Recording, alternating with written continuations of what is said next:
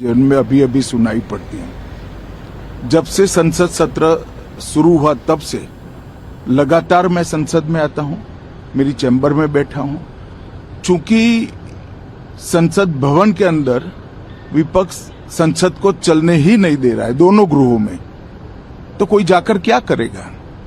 जहां तक चर्चा का सवाल है, सरकार की ओर से किरण रिजिजू जी ने, जो हमारे पार्लियामेंट्री अफेयर्स मिनिस्टर है, उन्होंने बहुत स्पष्ट कर दिया कि जो नीट आंदोलन के छात्र प्रदर्शन पर सभी प्रकार की चर्चा करने के लिए सरकार तैयार है और चर्चा के लिए समय सुनिश्चित किया जाए और विपक्ष तैयार हो जाए। पहले तो ये यही मांग कर रहे थे, हमने हाँ बोल दिया। मेरी ओर से भी मैंने कह दिया है कि मैं किसी भी सवाल का जवाब देने के लिए संसद में तैयार हूं, मगर वो चर्चा ही नहीं होने देना चाहते। अब जनता तय करे कौन भाग रहा है। आज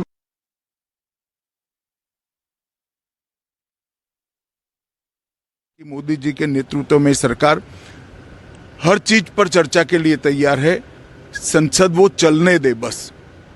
आज मैं चैनलों के माध्यम से इन विपक्ष को कहना चाहता हूं कि आप एक पत्र 2 बजे तक लिखकर दे दीजिए स्पीकर साहब को। 3 बजे से चर्चा चालू कर देंगे और कल 3 बजे मैं जवाब दे दूंगा सारी चीजों का। संसद में चर्चा करने के नियम बने हैं, तरीके बने हैं। अब मुझे कोई कहता है कि आप एक स्टेटमेंट दे दो, इतने गंभीर मसले पर इस तरह से चर्चा नहीं हो सकती है। शायद आपके पद्धति में होगा, मगर संसदीय पद्धति ये नहीं है।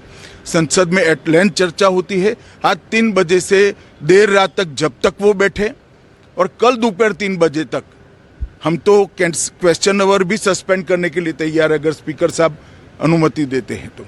कल 3 बजे तक मैं चर्चा के लिए तैयार हूं। मैं खुद बैठूंगा, हर चीज लिखूंगा और हर चीज का जवाब दूंगा, जिससे देश की जनता के सामने सारी चीजें स्पष्ट हो जाए, दूध का दूध और पानी का पानी हो जाए। अब विपक्ष ने तय करना है कि उनको चर्चा करनी है या हंगामा करना है।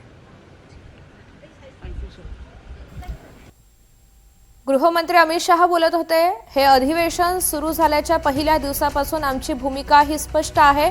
सभागृहात चर्चेसाठी आम्ही तयार आहोत, हे वारंवार स्पष्ट करण्यात आलंय।